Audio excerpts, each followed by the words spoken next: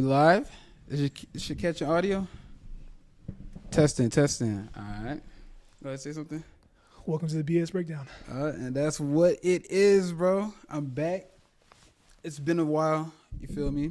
But I actually shot one episode at the barbershop. I'm gonna call that shop talk, you feel me? LB was there, and we had a really good conversation about politics, basketball, just regular shit, just barbershop talk. Barbershop politics. Yeah, you feel me? And I was like, I gotta get this man on, because the talk about politics, especially, is what intrigued me. And this episode it's being recorded the day before the election. It's gonna drop the night before the election. I mean, it's gonna drop tonight, essentially.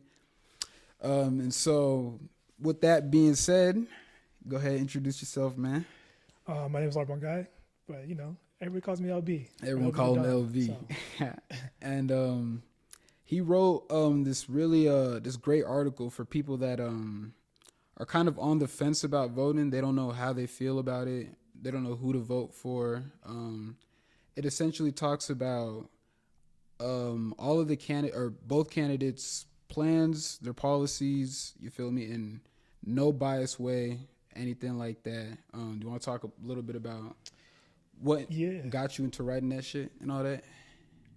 Yeah, basically the whole premise behind it's a policy analysis. So I was just really sick of, you getting pushed every which way on social media. You get this rhetoric, whatever algorithm or news station that you tune into, you get whatever rhetoric they push, but it's like we want the true answers and how these policies will shape the next 4 years and how they will directly affect us. And so that's why I wrote it. And that's exactly what it gets into. You talk about, and we were talking about it earlier too, the abortion policies. Right. That one, it seems like that's like the tipping point for a lot of people, especially women that live in this country. When I was reading the article, I was actually like I knew Kamala's stance on it already. Like she's really pro-abortion. Like she wants that shit she wants women to be able to have the choice to to have the right. Yeah, the choice to their body. Trump's stance on it was interesting. I feel like, or I believe it was what he wants it to the states, right? Right. That's how it currently is now. So with the overturn of Roe v. Wade, and you could attest that to Trump or whatever, with him electing those 3 justices during his term, with the overturn of Roe v. Wade, it pushed those that right and things of that sort to the states, right? And so in states like Ohio, they were able to vote to be pro-choice, right?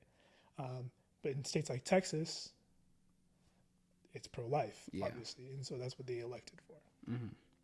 And so that's kind of how Trump wants it to be, but he gets a lot of pushback from even pro abortioners or pro people that are for abortion because of those 3 justices that he elected? I guess the pushback he gets from people that are pro-choice. Because like before I even read the article, I thought he just was not for it completely. Right. But then you read it and you look and you really like look into it and you're like, oh, he just wants each state to have the choice to. He or that in a he sense wants what it to he says be. is he doesn't want it to be. He doesn't want it to change. Be federally controlled. Yeah. It'd be pushed onto the states, right? And that's how it is. So, kind of and that's like you said, is like the tipping point for people who they're going to vote for is like abortion laws, but not much can be changed. Yeah. Once Roe v. Wade was overturned and it's pushed onto your state, it's now state law. Yeah. That you have to deal with, and there's not much either candidate can do. I know people are concerned that. Yeah. It's good like that. Yeah. Yeah, I know people are concerned that Trump and the Republican Party want to push for a national abortion ban, which I don't think is very plausible. Yeah. Right. And so there's nothing he can do on that end. And on Kamala's end, there's nothing she can do but be an advocate for abortion rights. Yeah. Right. And, and like even what I said in the article where it's like, she can't really do much, but she can make sure there's contraceptives and she can be supportive, right? And she can urge the FDA or mandate the FDA to make sure there's contraceptives and that they're available. Yeah. But other than that, she can't do much. Yeah. But essentially, like, when it comes to the actual laws that are in place, like, that's for the state. And that's what people really don't understand, bro. They feel like all these choices, like, if you vote for the president, she can just change, like, she can just overturn that. No. Things have to go through Congress. And, and from there, through the Senate. And it's a whole legal process that it has to go through. There's very minimal things that can be in executive order. Yeah. And I mean, like, the next thing that people are concerned about is the economy, right? In my economy segment, I talk about Trump's, and his tariffs. Yeah. That's something that can be an executive order. Right? Yeah. And so if you're concerned about, Trump and his tariffs policy. Yeah. Or actually get into kind of, because there was how many segments or sections did you have in your article? Was it 4? 4 or 5. 4 or 5? Yeah. So, like, before we, like, break each of them down, let's talk about what you wrote about Trump's economy and how he wants it to be shaped. And then we could talk about what you wrote for Kamala, and then we can break it down. Okay. Yeah. Yeah. So Trump's stance, as we all know, he's big on tariffs, right? And that's like his plan. He wants to put tariffs on Chinese goods to about 60%. Where else? I think he wants to put tariffs on Mexican goods as well. As a border policy type thing. It's basically a border deterrent. That's what he wants it for the Mexico tariffs. But, even key economists, like, their main concern is with Trump's tariffs, there may be an economic downturn, right?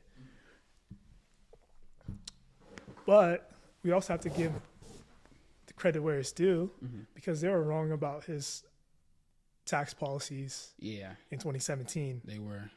And so it's kind of like you have to take it with a grain of rice where it's like, will this actually be beneficial and help our economy and lower the cost of things? We don't know. Yeah, I mean, only time could tell with that if he were elected. Oh my God, I'm so sorry. Let me mute this shit. And then with Kamala's, policies is basically trying to deal with the inequality of, the middle class. Right? So she's more for the social issues in the country? More for the social issues. Or, I mean, as a Democrat, I probably would be more for social issues. So, obviously. But, she's for financial inequality. That's her main push for her economy her policies on the economy. But it's mostly the things of like child tax credit of $6,000 and affordable housing. Yeah, I see here you wrote she's targeting tax reforms include raising corporate tax rates from 21 to 28, $6,000 in relief during a child's first year. So like first year they're born, right? First year they're born. Okay, got you. And then she also goes into affordable housing, $25,000 in down payment assistance for first-time home buyers. Which all that funding is already allocated for. So the Biden-Harris administration already has allocated $5.5 billion in grants for affordable housing. Yeah. And so that funding would just be It's already in place. It's already in place. Yeah. Okay. Housing trust fund support construction rehabilitation for affordable housing. Okay. So her plan is really. Yeah. So their plans kind of just are contrasts of each other. Yeah. Like she wants to, up the corporate tax rate, and Trump wants to lower it. Yeah. But his defense or what he says for it is that it's going to bring more companies to the U.S. I don't know if that's necessarily true because he says, he'll give them a 15%, he'll drop their tax credit to 15%. Yeah. If they bring their companies back to the U.S. Yeah, it was I like don't know how that's gonna happen in 4 years though. there's like a crazy tariff on like companies that try to come in, but if you're processing or making the shit in the US, right, then he just knocks it down so like significantly, right? I heard something about that. But yeah, no, a lot of these policies for each side I wasn't even aware of, like the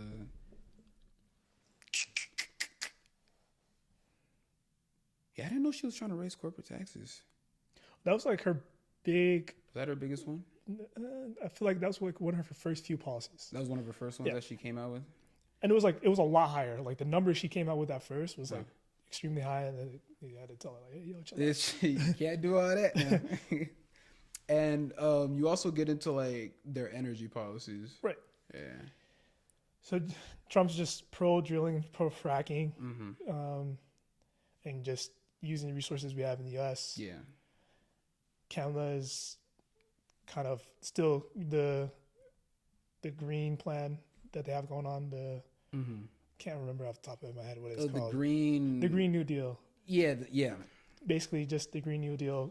Still, the continuation of that, which is how do you feel? We understand like she's at a point. She's trying to. Her and the Democratic Party are trying to separate themselves from the Biden administration, but it's like it's a Biden-Harris administration, so there's going to be a lot of carryover from what she's worked on with Biden that she's going to have in her administration. Yeah, for the simple fact that she was already in there for 4 years, we have to understand working on whatever his plan was. I mean, you're obviously going to walk away with some of it, like, you know. But do you? I mean, what? There's a lot I've heard about like clean energy, like as far as like wind isn't really like it's not effective. I've been reading a lot on that too, where it's like the wind turbines. Yeah, I don't know, nowhere, not very effective because they can't really dispose of them. They don't last for that long and they rust. Yeah. So I mean, it costs a fortune to replace them. It's like you have to maintain them. It's killing birds, just birds running into like the blades and shit. But I mean, I don't know. As far as like energy, wind hasn't really been effective, bro. And it's like when you look in the studies, bro. I don't know how. I don't know how it's still a thing. I don't like the majority of like or how much of a stake that has in the renewable energy thing that they're going on. Yeah. So I don't think it's. We don't have it here, so like kind of not privy to it. Yeah.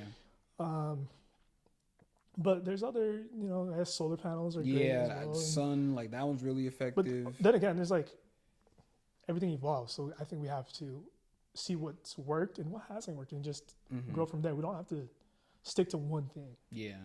But I mean, I don't even blame this on her. Like, as far as like wind energy, we've been using it for so long. And it's just been ineffective for so long. I feel like there's better sources of energy out there that I feel like we could refer to. Like nuclear nowadays, I feel like it's not and I think that's as bad as people perceive it to be. Maybe because of just like the propaganda that movies have played a part in nuclear plants, like just being blowing up. Yeah, blowing up, like just decimating cities and all that. Like I feel like that like Homer Simpson and whatnot. like I don't know, just entertainment. I feel like has had a really bad image on how we view nuclear energy, and I mean like I feel like what we should be like striving towards. Oh my God, is it that one? You got it. Oh my gosh. Give us 1 second. This nigga bike is just not going for it. Get the flashing mic. Pause. Sorry, y'all. Technical difficulties. But we're back. Damn, what were we just talking about? Nuclear. Yeah, I think nuclear is going to be a big push, whatever administration it is. Yeah. Because AI is on the rise, and a lot of these companies are going to want. They're gonna need nuclear energy to power their. Yeah, it's crazy. AI that's what it needs. Like, that's what it takes to power those computers, bro. Holy. Yeah. I wanted to ask, how do you feel about AI? I haven't really got to talk to like people that I know, I just don't feel like people really care about AI. But I mean, it's cool that like I found someone that like is aware of what it's really gonna do to like just it's gonna change the landscape of things. Yeah. If you work in telecommunications or like a call center or whatever of that sort, your job in the next 3 years is gonna be obsolete. Yeah, you're done. Especially call centers. I didn't even think about that. Wow. Yeah. Especially with like ChatGPT 4.0, like it's gonna get to the point where you're gonna get these AI models that are agents, and like you'll just talk to your phone, like, I need a flight for this on the 16th to Cancun. Yeah, and it'll book it all for you. Literally, already have all your information, round trip and everything. Yes. Holy, it's gonna book the hotel and everything. He's gonna know all your preferences and everything that you like. That's bro. I mean, like I compare it to like what our parents went through, like before the internet came out. Yeah, like that's what it is for us. Like the impact that it's gonna have is gonna be as big as the internet. It's like the next. I feel like it's the next thing. Like, it's like the .com boom. Like the next. It's just the next. Yeah, like it's just because the way that the internet just kind of connected everyone, and just really like just made the world seem smaller. Like you can talk to someone from fucking like Africa, like on a phone call just within seconds. You feel me? Like the internet really shrunk the world in the sense that we're all more connected to each other.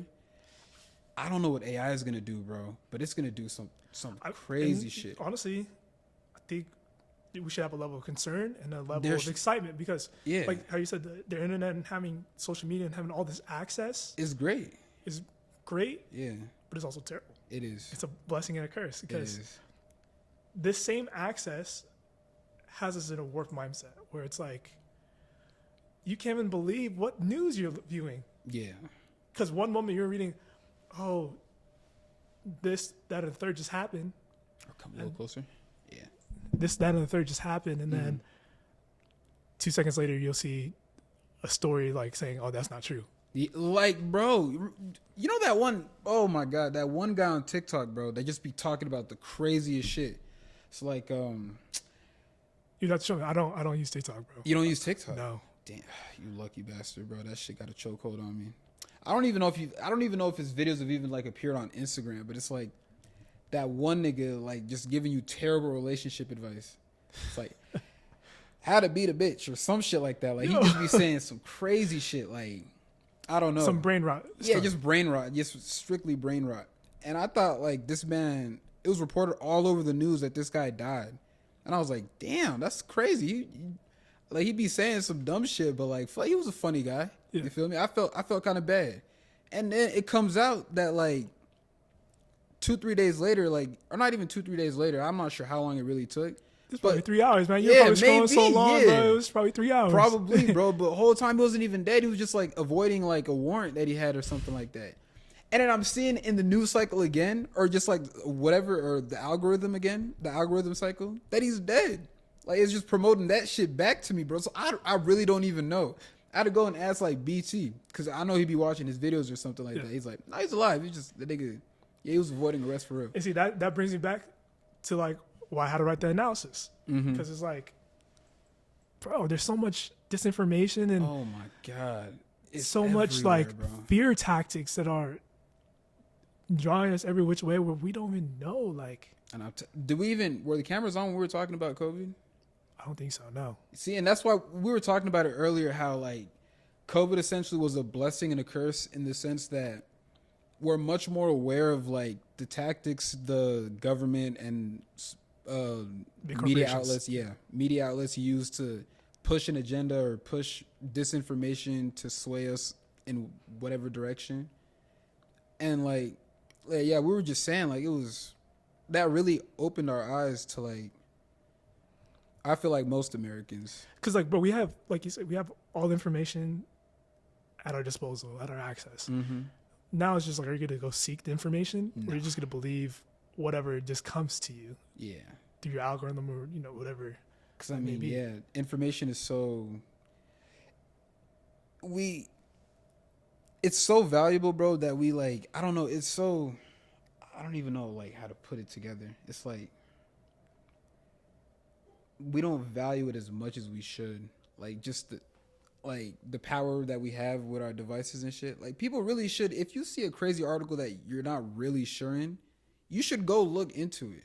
Right. A lot of people will really just read a headline and then just go off of that, which is like crazy. And the government knows that.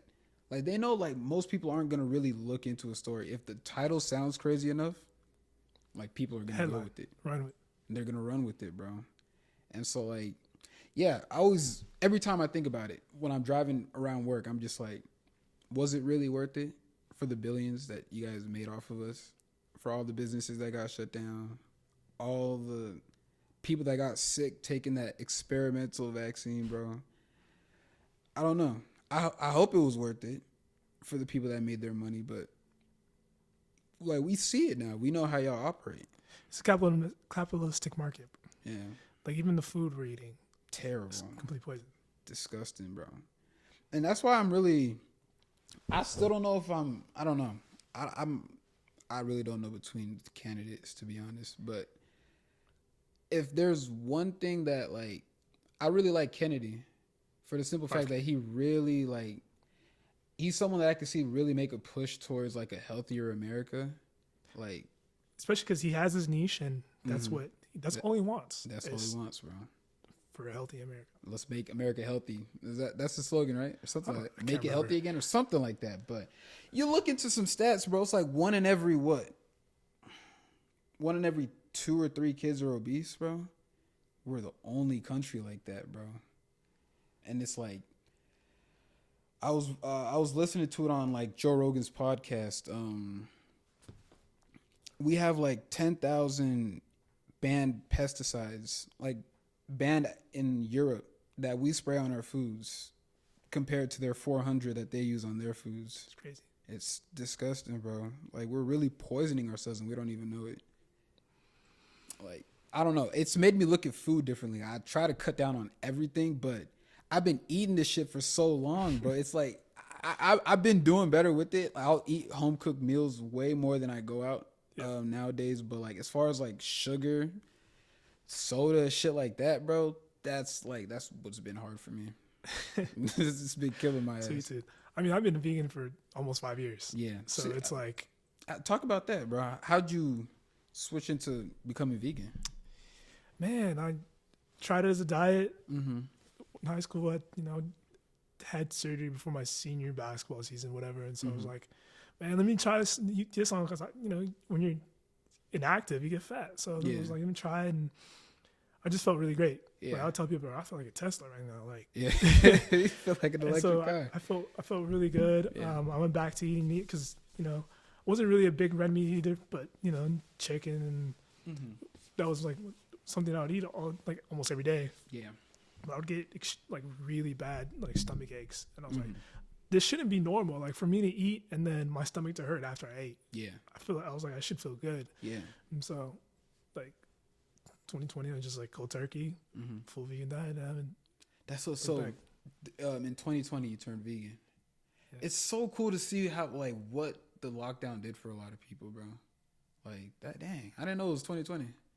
But do you credit like being a vegan because like you said it's like you said earlier, you ate the chicken or whatever, or you're just eating certain foods that just made your stomach feel bad? Yeah. If we had a healthier healthcare system, would you see yourself still being vegan? If we had clean food, like we didn't spray 10,000 poisonous pesticides on our foods. I'm not sure, man. I'm not sure. Because, Because you try to get away from all that was the reason, no? Yeah, like having a plant-based diet is worked for me, and it's worked for many, like, the Rastafarians, and, like, if you really want to get biblical about it, it's like, bro, in the garden, what do they eat? They eat plants, they eat the animals, you know what I'm saying? So it's kind of one of those things. Okay. No, that's what's up. One thing I also wanted to talk about. Fuck, it was in my head. I dead forgot. Did we talk about Sudan at all? We haven't. Well, we did, but I think before the we did have a discussion about it. And so, we were talking about it earlier. Another big reason that LB here is into politics is because he's You know, our homeland is South Sudan. You know, it hurts to see that it's really like a civil war. Is what it seems. It's what it seems like. It's just our people killing each other, and all of it's a mess. I mean, honestly, South Sudan is supposed to have an election this year. They're not gonna have one, huh? No, they're still in a transitional government. Yeah. There's too much corruption at the top, and nobody wants to leave their seat. Mm-hmm. The current president, you know, we'll see how long he lives. He's terminally sick. He's very ill. Mm-hmm. But not only that, the people of South Sudan are suffering. Like they're extremely hungry, right? And then, like, I'm from Abia, right? And so with things of that sort, like, there's always been turmoil there. There hasn't been peace since even 2011 or when the CPA was assigned. Yeah. Right? And then now with the current conflict of about almost 2 years in the north, in Khartoum, it's like it's not letting up or getting any better. The humanitarian crisis is at all-time high. And I understand, like, there's other wars and other things going on, but there's no political gain for our people in our war. And so that's why it's never talked about. That's why there's no gain for it, or there's no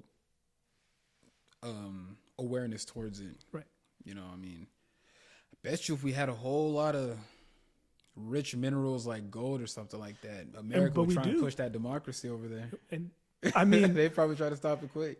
We're gonna have to talk about this a different time, because the whole reason, or a good part of the reason, they're split into two. It's because America wanted a good chunk, and the Arab nations wanted their chunk. And so that's why it's split into north and south, because it was easier to do it that way and create that friction. Oh wow, bro! There's a whole thing about the Bush administration and how they even had a map of how the new Sudan should look, and it was 5 different countries. Are you serious? I did not know about this. Yeah. What the 5 different countries were they named on the map?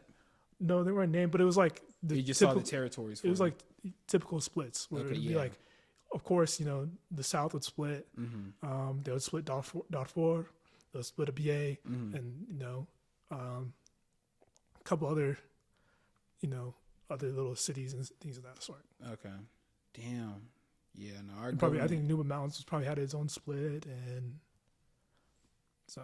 Yeah, our government plays dirty, bro. Especially with Africa, bro. We don't have a good history with Africa, and then you see, like, I don't know. It's just like everything we've done, it's gonna eventually come back to bite us in our ass. And like we were talking about in the barbershop, like you see the BRICS currency, starting to become a thing, and I believe do you know how many African countries are involved in that? I don't know how many African countries. I think South Africa is suspected to be joining. I think Saudi Arabia is like trying to tiptoe. But then again, your boy Trump, he's saying he's not going for that. He's not going for it. He's like, for us to retain and still be a world power, our currency has to be on top. We can't lose the value of our currency. We lose that, bro. It's done. As far as America and our dominance, or our power, like. If you want oil, you have to take your currency and transfer it into dollars, no? Before you get the oil, and like, you feel it's a lot that goes into it. And it's just like, you see how we've treated these African countries throughout the years, all the sneaky shit that past presidents have done. I just hope for a future that we actually impose actual trade with Africa. Like, it's bilateral, unilateral trade, and it's effective, and it's not convoluted with money, bro. Yes. Incentives and shit like that, because we're better off together than divided, bro. I don't know why the state of the world is just, I don't know, it's crazy to see it. It's not getting any better. It's not getting any better. Like I was telling you, for us to be I guess let's get back to the most important thing, and which is tomorrow's election, right? And why we're here. Like, we have to be mindful. Whatever president-elect wins, right, we have to be extremely mindful that they're going to be a wartime president. Yeah, you were telling me this before the camera turned on, and I didn't really realize it until you told me. Like, but yeah, in our lifetime, we might. I don't know. I don't want to knock on wood, but shit, we might see some shit on our soil, bro. I don't think that. I don't think. Yeah, no, I don't think no country's that dumb, but for sure the president that's elected tomorrow is for sure a wartime president. It's a wartime president. Yeah, and you're gonna have to make some hard decisions. Right. And so you have to really reflect. Like, you have to understand the Biden-Harris administration is responsible for Ukraine, the war taking place. Yeah. Whatever you want to say or not, they're responsible for it. Like, Trump can really attest and say he didn't have any wars at all when he was president. Yeah. And maybe there's external factors with COVID happening and the world being at awry. Yeah. But this man, he came up with the Abraham Accords. Yeah. And that was for the Abrahamic countries like Israel and their neighbors to have peace. And they did. Yeah. Right? He also listened to the Russia-Ukraine conflict, where Russia's biggest gripe, especially with the Biden-Harris administration, is them pushing for the allowance of Ukraine joining NATO. Yeah, that's all Russia does not. That's all they the don't only want. thing. Yeah, people don't understand. That's the reason. Like, yeah, they get a lot of slack because Putin clearly said, like, if they join NATO, then we have issues. We have issues. We have a NATO country right next to us. Like, what are we doing here? And then you see, like, Kamala. I remember maybe even like last year, she was like really like pushing to. Like, we're going to make Ukraine a NATO country. Like, we were really pushing for it. And I think it was after, like, some crazy statement that Putin made, like, saying, like, if you push for this, then we're going to have war. And then she instantly came out and said that. So it's kind of instigating it. But I understand, like, you probably want a U.S. ally to your adversary, right next to them. But explicitly, they said they don't want them to join NATO. And so maybe that's something that you shouldn't do. And maybe to resolve the war, maybe it's something that you can have a discussion about. Because what's the point of being at war? Yeah. What's the point of innocent people dying? Especially with North Korea sending troops there, we don't need the war to escalate anymore. God, yeah. Than it is. Yeah. We already have unrest in the Middle East, and that is not going to slow down. I don't, unless the president-elect does a wonderful job and gets out all these parties to sit down and really talk about each situation, because there are really innocent people, and we are all like, we see it on our phones. You log on Twitter. There was a moment in time where like all you saw on Twitter was like just what was going on in Gaza, bro. Yeah. And it's so horrific to see that shit on camera. Like, how can you look at that and just want war still to be pushed through? Like, no, like it could only get worse. Like, no one wins in a war. No one wins. Just one side gives up.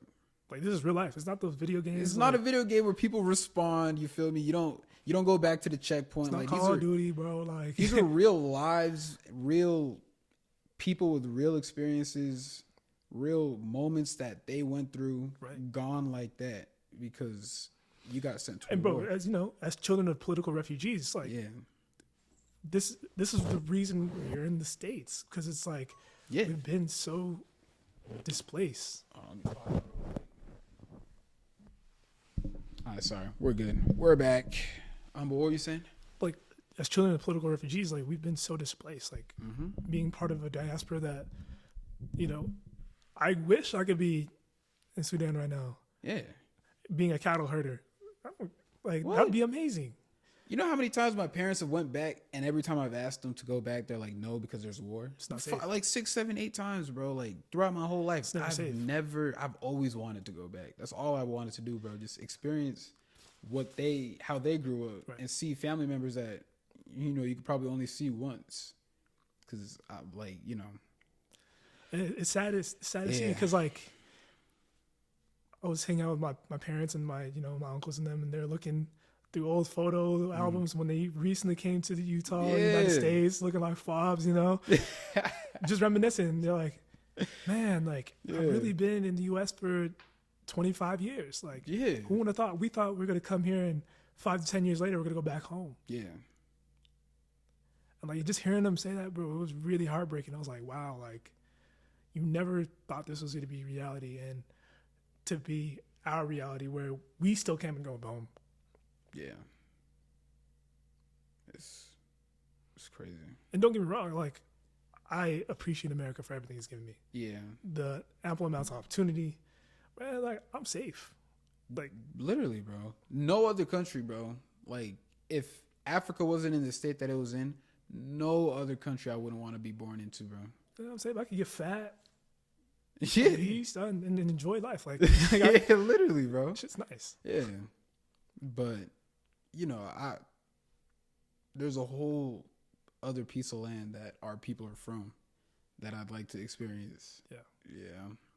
And it's good to see like someone like you advocating for it, or someone that has aspirations to, hopefully it doesn't take as long as like, you to do what you need to do before you can go over there. Hopefully it doesn't take that long, but if it does, I'm glad that we do have someone that does care and wants to see like, good for the people.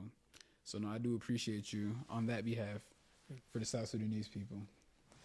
Because I mean, it's not only just me; it's all of us. It's all of us. Having this platform right now is it's really all of us. Yeah. If not us, then who, bro? Our parents, bro. We're the first generation, bro, to be born on foreign soil, bro. Right. Like, yeah, we gotta go back. We owe it to them for what our parents and their parents, the wars that they had to fight, the shit that they had to go through in order to get us here. So a nigga can wear J's? What? And we're not gonna act like it's an easy process. It's not, bro. It's like a lottery system. Like you have to be lucky. Yeah. You feel me? And I was thinking about it one day, bro. Like the reason why my parents, and I feel like this is the thing with like African Sudanese parents specifically, like my dad, like for him to get to America, bro, I think it was through like it's like he went through this school, right? And he had like the opportunity to come to America. I think it was between like, I forgot the cities. I remember it was like Chicago, Salt Lake City, Dallas, or whatever. Yeah. He had like the choices between some cities to come to because he was exceptional at what he was doing in school, and it was like he had an opportunity to leave like what the situation that he was in. And it just really made me realize why growing up he pushed school on me so hard, because it essentially saved his life. It gave him opportunity. It gave him an opportunity. Like, if it wasn't for school, he'd still be, Lord knows what he'd be doing out there, bro. But it was because of that. It was because of that he was able to, come over to this country, do what he had to do. And it's like, and that's why people want to come to the United States. They want to come to America because of the opportunity. Yeah. Right? Even though we take it for granted. Yeah. There's ample amount of opportunity. But I also do get the standpoint of we want it to happen the correct way, because our parents, they had to wait and they had to get chosen and get picked in the lottery. Yeah. And make sure they're exceptional people to, build up the community and be part of the American fabric. Yeah. Right? And so I do understand, like, with the concern of, like, at one point, 14 million people crossed. Yeah. Over, and a lot of them are unaccounted for. And it's like, it really hurts the people that have been waiting for their opportunity, that have been vetted. Mm-hmm. But now they probably don't have anywhere to put them because they have all these people that come and not with the right process. Like, I'm all for immigrants, bro. I love, like, my parents are immigrants. Yeah. Like, we're part of immigrants. That's what it is. Like, but I'm just for legal process. The process we have now, I understand. Like, it's laborious. Shitty, bro. It's disgusting. It needs to be reformed. It needs to be reformed. It takes like 10, 15 years the right way. to get into this country. And that's what I'm saying. Like, not too long ago, there's people that are still waiting in Kakuma. Yeah. And that's like one of the biggest camps for like South Sudanese or Sudanese refugees. In Kenya, that's where they go. They're still waiting for their chance, right? Yeah. And like every once in a while, I meet somebody that just came from Kakuma, and it's like, bro, they waited like 15 years. Yeah. And don't get sick.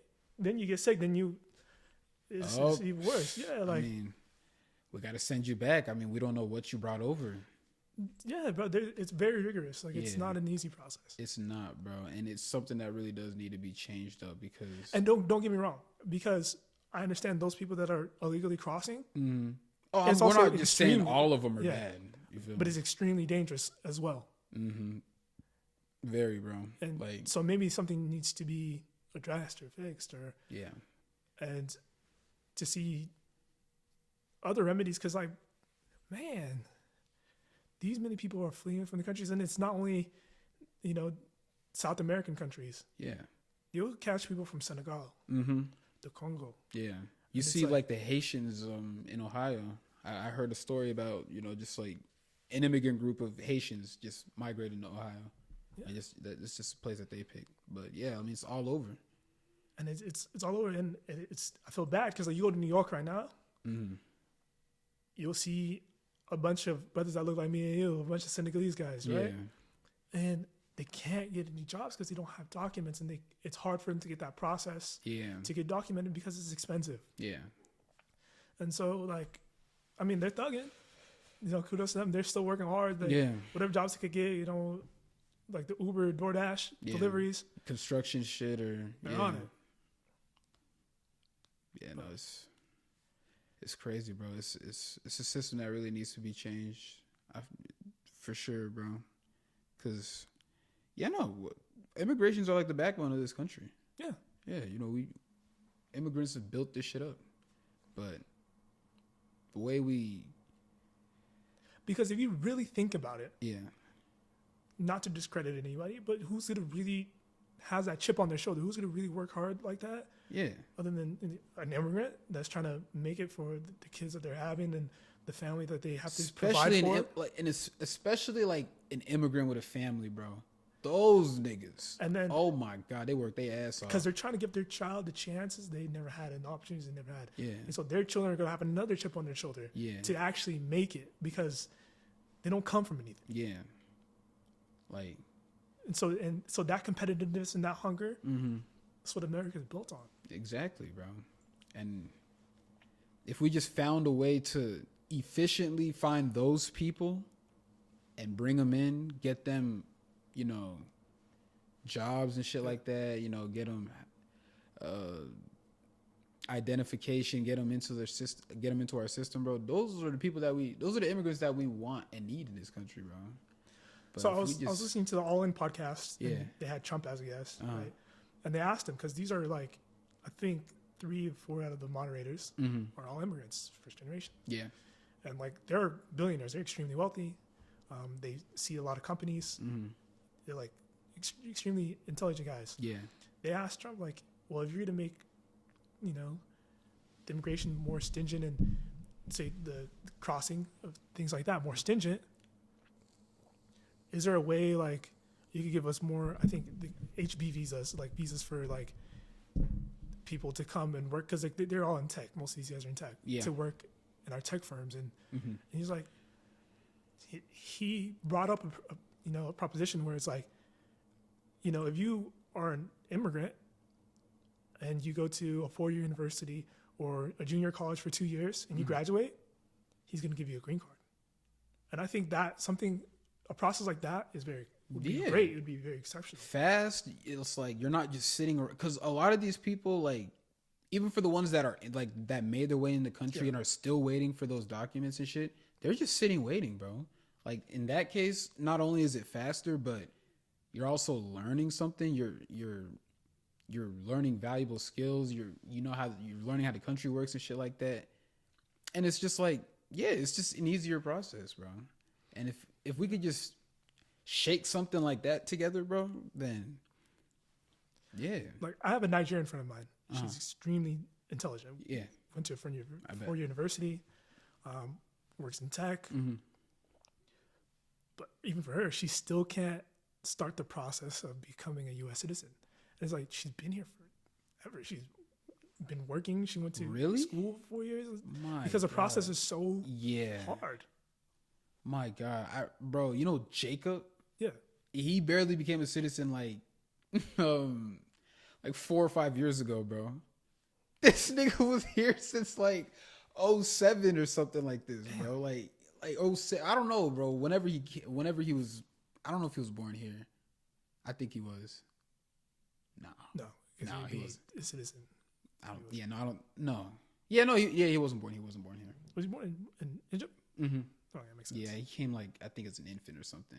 But like, is that not crazy? It's crazy. Like, he's lived his whole life in the United States. He's an American. Like, he was in middle school as an illegal immigrant, bro. Like that's funny. It's tough, bro. Yeah. That our process to get these people in is like really, it's real nasty. It's real. And like, I think I brought it before, is like, there's a lot of reform that we need to do. Like, I feel like they just pick one way and they're like, okay, this is the route, and this is it, and it'd be processes that they've made like 25 years ago, and it's like, dude, it's not gonna work today. It's like, not, bro. Like, so yeah, some of the ways that some institutions still like operate, bro. It's like the same way they've been operating since they opened, and some of these institutions have been open since like 1900s, bro. I don't know, bro. It makes no sense. Yeah. Like, real reform needs to happen, bro. Like, for big pharma, how we get immigrants in this country, like, it's just a whole lot that needs to happen, bro. Do you feel like we're gonna see a lot of that? A lot of reform changes from whoever president becomes? In 4 years? Yeah, huh? In 4 years? Yeah. 4 years is, we think is a long time. It's not. It's not. Yeah, it's not.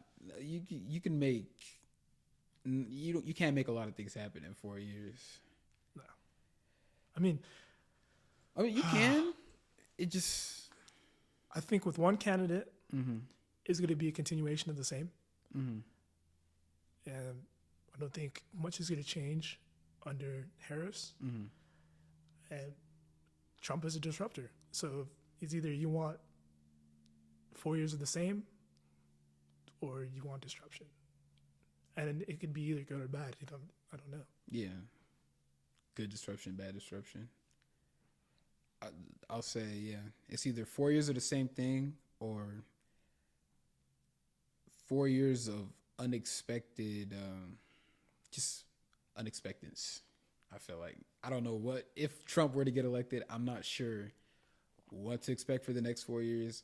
I feel like if Harris is elected, I know what to expect for the next 4 years. And it's what we saw the last 3 years leading up to this election. Right.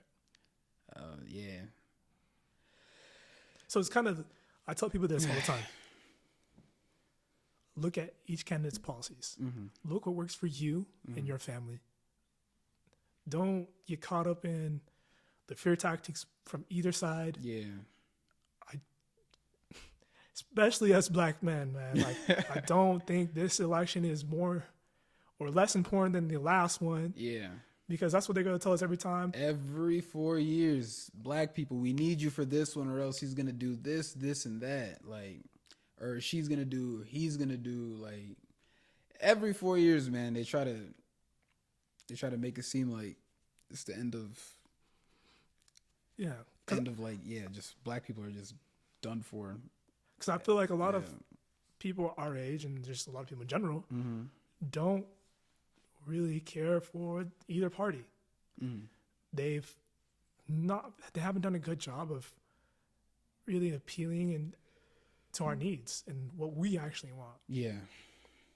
And so there's a lot of us that are either like really in the middle, because like, okay, well, I agree with this and I agree with that, but the radical right and the radical left, I don't agree with.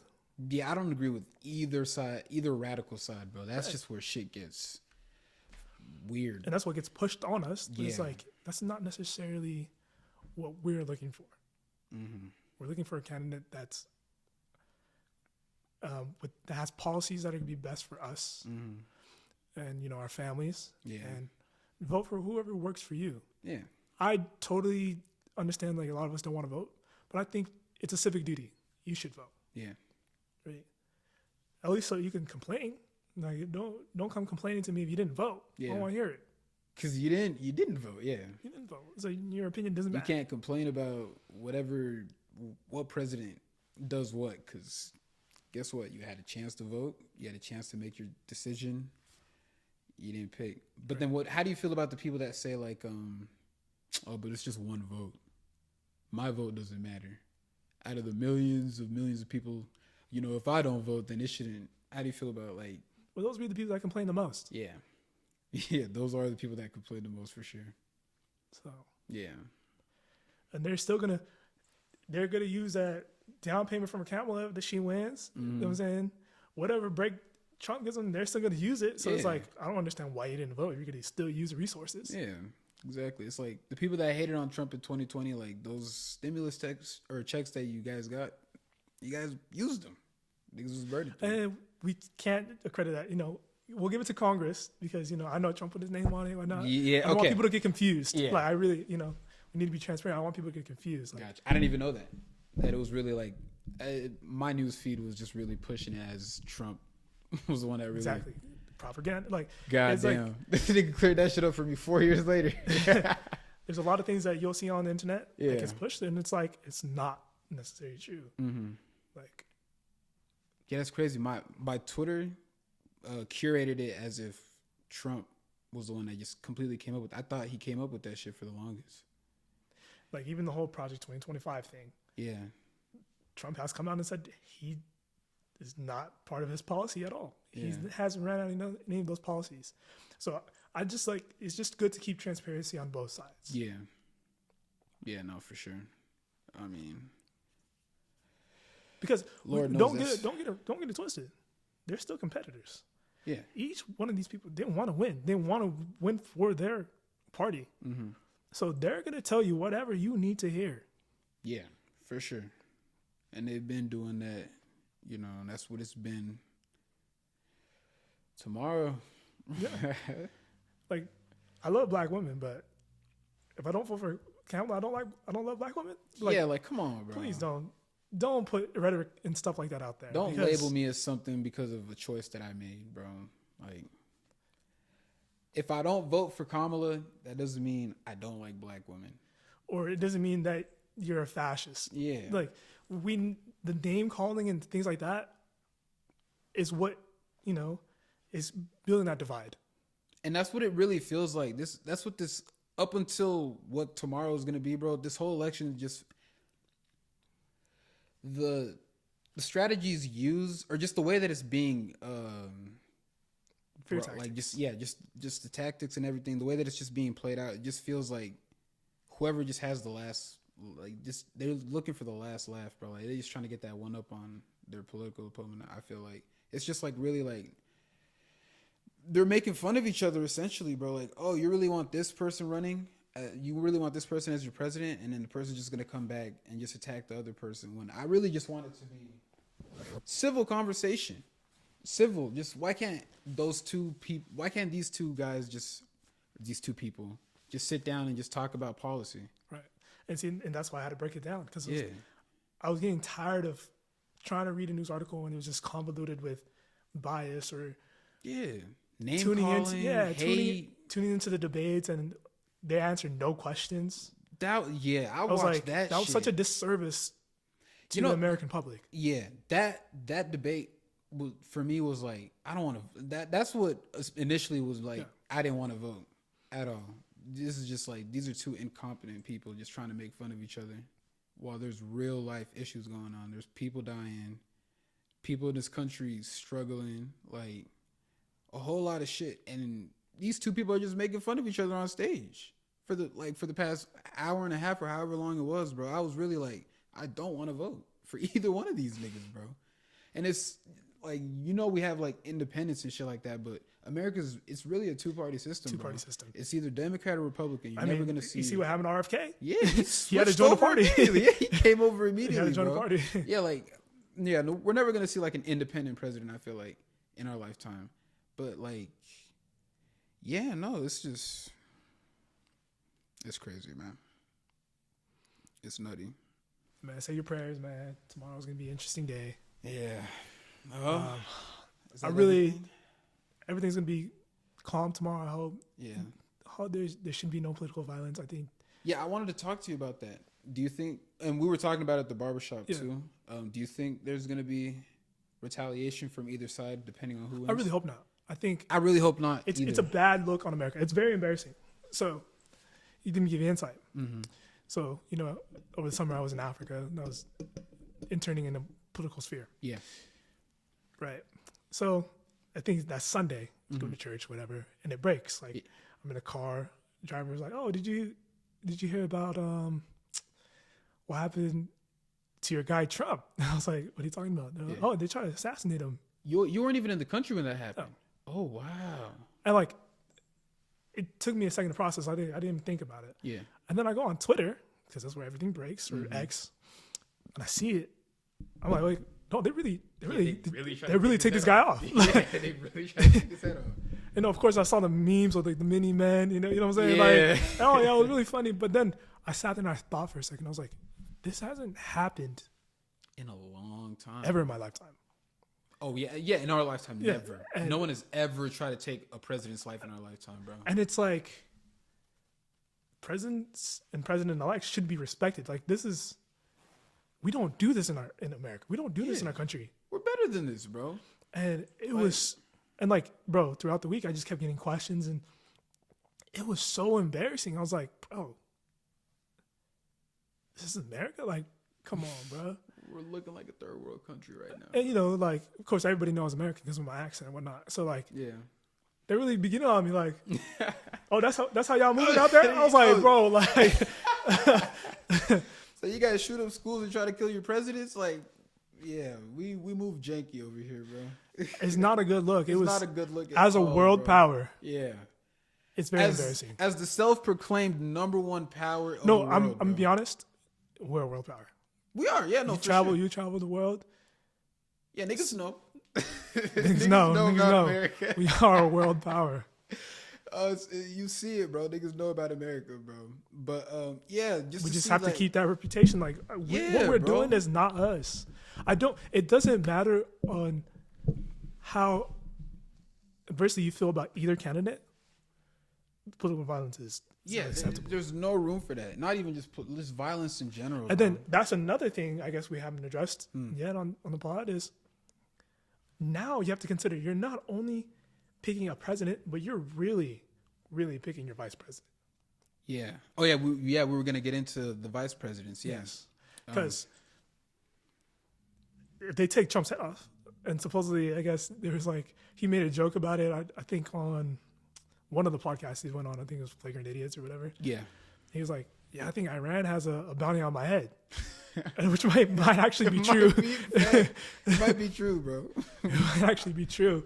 And it's like, bro, they take this dude head off. Like, who's going to be up next? And that's the vice president. So you're not only evaluating the presidential elect and their policies, but you're trying to see the strength of the vice president. Yeah. And don't get me wrong, I actually like Vance. He's I really like Vance, bro. Other than the propaganda BS they do and talking about people are eating their cats and dogs. Like, come on, bro. Yeah, no, yeah. Come on, bro. Like, you don't gotta tap into but like all that nut shit. They're clickbait. That's like their clickbait thing that they try to do. But that's just what the genre of the election's been. Like, just to attack your opponent. But yeah, no, he's an intelligent guy. He's well spoken. I really and enjoy. He's done a lot of appearances. He has, and so that's why I've gone to get more and more familiar with Vance.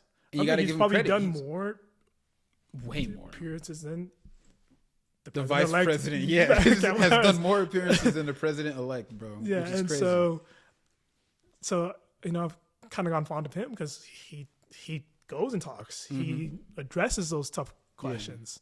And he seems like the type of person you would want as a leader. Yeah, and don't get me wrong. I think his debate with Walz, the vice president debate, I was very respectful. I was happy. It was an enjoyable debate to watch. You feel me? Way better. They had decorum. They respected each other. Like it was good to see. They made points. Like to your point, I agree with that, and it was just nice to see that they could agree. They had actual discourse. Yeah, we haven't seen that in a while. But other than that, I don't know much about Walz. I know he'd be playing like games, like video games. Yeah, I think him and AOC were playing like, I don't know, Madden or something, bro. I was like, bro, I don't need to see you playing Madden. I need to see you address these policies that you bringing up, bro. You know, there's nothing wrong with if you want to play games, go ahead, but just not at this time. I mean, it's just, this is not it's a bad look for right now. Yeah. So, but other than that, like other than the presidential debate, and I think I've probably saw him on one other media outlet. Yeah. And that was about it. But those two don't do a lot of appearances. No. And Walz was on like a CNN thing or something like that. So it was just kind of kind of left leaning. I need something where it's in the middle, or I need something. You guys need to go. I need someone to challenge these two people. Yeah, you need to go somewhere where they actually ask you questions. Yeah. Because, I just know, like, it's not to say anything bad about them, but I just feel like they've really been spoon-fed some of these, like, questions and interviews. Yeah. It's all rehearsed. Yeah. And so it really sucks because it's like so many of us are still undecided. And this shit's in less than a couple hours, man. In a couple hours, and bro. It's like, it's such a disservice to us. Like, you should have just, just answer our questions, because now we're just still like, I'm in the mud. I don't know. Like, and like, how do you think that's gonna make you see like how many interviews they've done versus how many Vance and Trump have done? For the undecided people, like, who do you think they're gonna lean towards more? And especially since like this side has been spoon-fed questions and they barely have done interviews, whereas this side, they take on all. I feel like they've answered all the questions directly that they've been asked. Yeah, they've been asked the hard questions. They've answered them, and they've done more appearances. Sometimes I don't want to hear, if I ask about economic policy, I don't want to hear that you're from the middle class and you grew up middle class, and that you're going to give $50,000 loans to 100 million small business owners. That's great. I understand that's your policy. But it doesn't directly answer the question that it was asked. And honestly, if that may be the difference on, because they say it's going to be a very close election. Yeah. That may be the differential factor. Mm-hmm. Where it's like, when you didn't capture the people that are undecided. Yeah. By actually answering the questions you were asked. Yeah. You may have lost them. Yeah. Especially if they were already kind of just leaning towards your side, just because a lot of people just don't like Trump for the simple fact that it's Trump. And like, and it's not for the people that are blue, no matter who. Like, for the people that are undecided, that were kind of leaning towards the Democratic side. If you didn't like Trump, and then you saw how many interviews these guys have done versus just like, more exposure. Yeah, it's just more exposure. You're gonna like sway a couple votes, and that's all their fault for not doing more interviews. Yeah, not getting out there and talking to more news outlets. But yeah, no, this is one of the crazy. This is probably. Could you see this being the craziest election in your lifetime? I don't know. I think for us, I think it's kind of just crazy because this is our kind of first real election. Yeah. Because I think the first time we were voting was in 2020. Yeah, it was. Right. That was my first time voting. Of age, yeah. So that was my first time voting. Mm-hmm. And to me, like the rest of a lot of Americans was kind of like, well, COVID and everything sucked. 2020 sucked. I didn't like how it was handled. Yeah. There's a lot of social issues with, race was a big issue in this country. Black Lives Matter. Yeah. Movement and all that.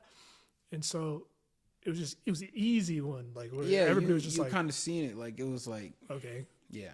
Biden's. Biden's. We didn't expect Biden to do much. Yeah. But we were tired. Yeah. We were tired. And that's the same thing. 4 years later, we're tired. We're tired. And it's like, I mean, Joe was tired too, man. That nigga tired. He's sleeping, bro. He's sleeping as we speak. This nigga might not find out about the election or who becomes president till Wednesday. Nigga might sleep for that long.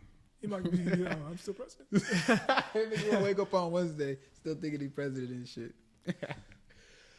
But yeah, bro, this we've said it over and over. It's gonna be an interesting one. Again, don't vote for anybody else. Vote for you and your family. Whatever works for you. Whatever policies cater to your lifestyle, choose that. If you need that home loan, that 25, yeah, go and you kind of know which way you want to ball. If you're gonna buy a house pretty soon here, if you're looking to buy a house soon, and if you can't stop having kids, man, that $6K tax credit for the next 4 years might be very helpful. Yeah, it's not looking too bad. You feel me? So that's probably where you want to lean towards. And if you're, like on the opposite side of that, you'll go towards, Trump and shit. But it's just, like if the president caters towards how you feel and how you want to live in this country, then yeah, that's who you should vote for. But and vote. We're gonna see you at the polls, man. Yeah, we're gonna see y'all at the polls, man. This podcast recorded today, coming out today, cause shit, you don't want to hear us talk about all this shit, and the president's already chosen. So I hope you guys listen to this.